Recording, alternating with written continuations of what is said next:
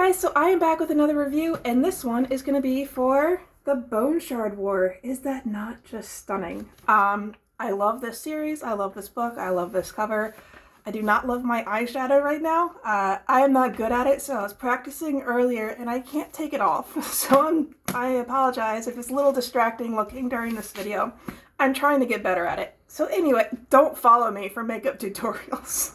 So anyway, we're going to talk about this. It is a great book. So I don't usually finish a series. And that is not because I don't enjoy myself with book one. It's because I have so much, quote, obligatory reading for things like SBFBO, where they are all book ones and or standalones. So I just don't have a whole lot of time to go on to book two or book three or to finish a series. So if I am doing that, that is an endorsement by itself because I'm very deliberately making room in my schedule to do so. So this is the ending. So again, since I do mostly book ones where I tell you all about the characters and the world and the magic and the tropes, and you decide whether that sounds good to you or not. If you're at book three with me, you obviously know all of that. I assume that you're enjoying yourself, so what do you want to know?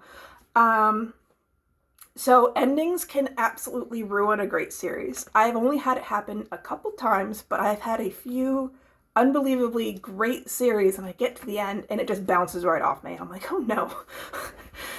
Because it takes one of my favorite series and just trashes it. Like I won't go back if I know the ending is something I don't like.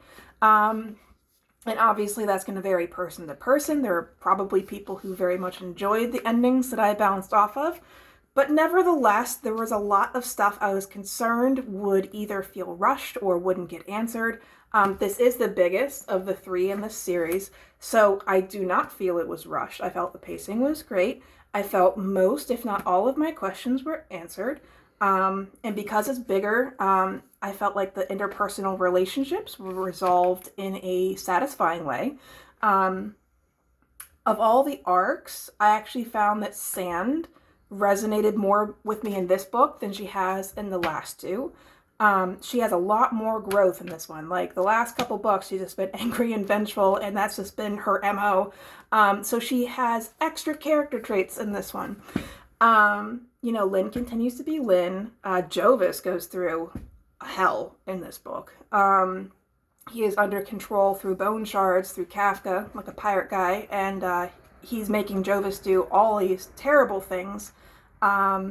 And he's only doing it because Mephi is being held at sword point, essentially. So I felt like this was pretty well wrapped up. I did not feel like I was cheated out of anything or like things were missing or rushed. I also didn't feel like it was bloated. I didn't feel like it was meandering. If a book starts to meander, so does my mind. And then I just set it down and don't come back. So that did not happen either. I very much recommend this book. There is one tiny, very personal hiccup at the end, and I don't really want to talk about it because it's kind of spoilery. So I'll just say that I gave this a 4 out of 5, or 4.5 out of 5 stars, which I round up to 5 on Goodreads. I absolutely recommend it if you enjoyed the first two, even if you're on the fence about the first two. I think this wraps everything up nicely, and maybe you'd enjoy this one even more because this is